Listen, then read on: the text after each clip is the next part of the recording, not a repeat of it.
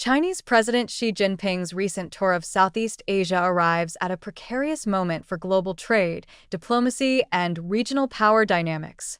Framed as a gesture of goodwill and cooperation, Xi's trip is being presented by Chinese state media as a confident push for stability and economic openness in a time of global turbulence. Yet beneath the polished optics and ceremonial wreath-laying lies a far more calculated and potentially destabilizing effort to entrench China's influence over its smaller, strategically critical neighbors. The timing and tone of the tour reveal deeper ambitions and troubling implications for global trade norms, regional autonomy, and the balance of power in Asia. Xi's narrative is clear. China is the responsible power in contrast to the United States, which has recently become more erratic in its approach to trade and diplomacy.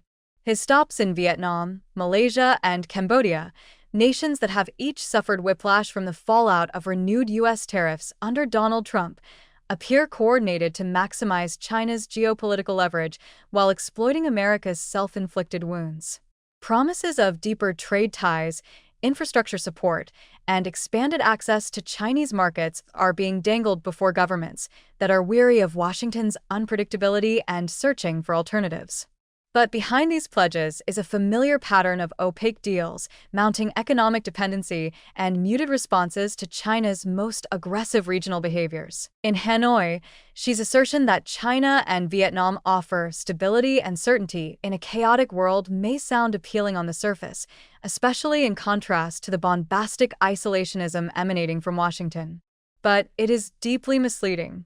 Vietnam and China remain locked in serious disputes over the South China Sea, where China has unilaterally expanded its territorial claims and militarized contested zones.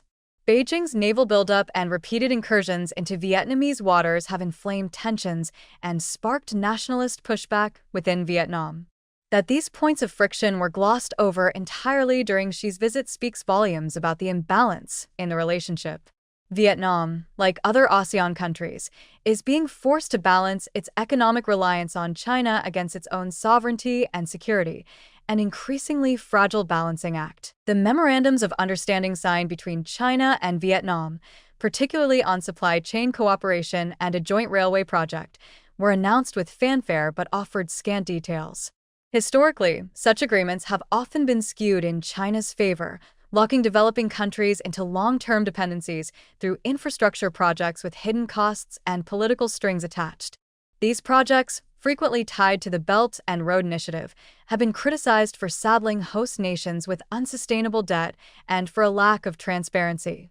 It's unclear whether Vietnam will truly benefit from these deals or simply become more entangled in China's expanding sphere of influence. In Malaysia, where China is the largest trading partner and a major investor, Xi's presence sends a strong signal.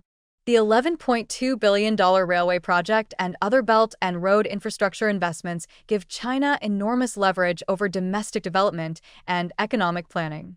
While Malaysian leaders like Prime Minister Anwar Ibrahim have described China as a true friend, the relationship is underpinned by asymmetry. Anwar may speak warmly of Chinese cooperation, but Malaysia has also been increasingly assertive in defending its maritime claims against Chinese incursions. In reality, friendship in this context may be a diplomatic necessity rather than genuine alignment. Even the push for a broader free trade agreement between China and ASEAN, a central talking point during this visit, deserves greater scrutiny.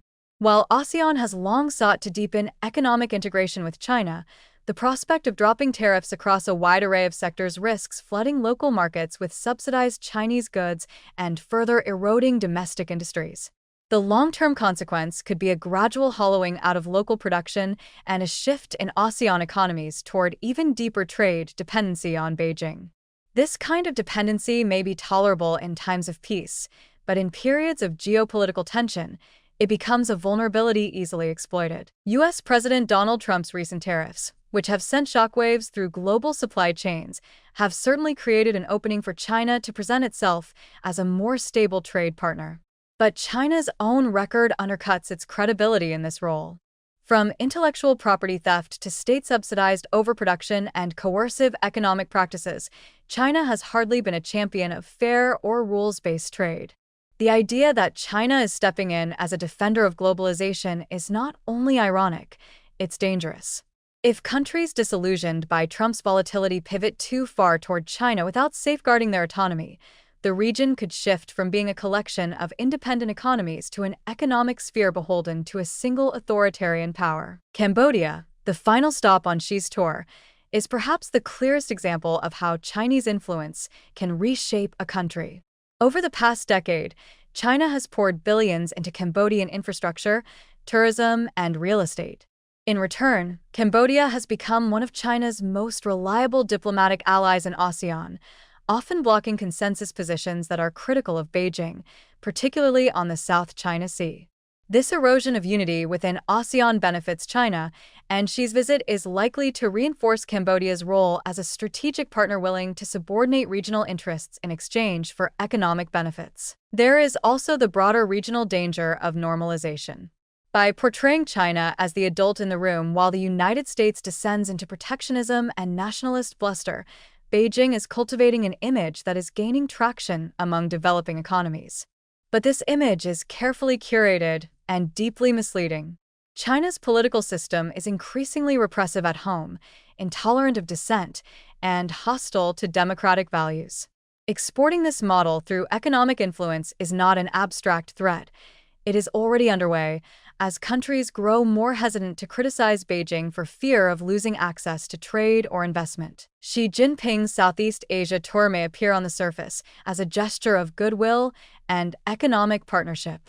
But it is in fact a shrewd exercise in strategic expansion, one that leverages the current dysfunction of U.S. leadership to draw key nations deeper into China's orbit.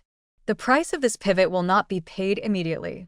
It will emerge over time in the form of political silencing, economic dependency, and regional fragmentation.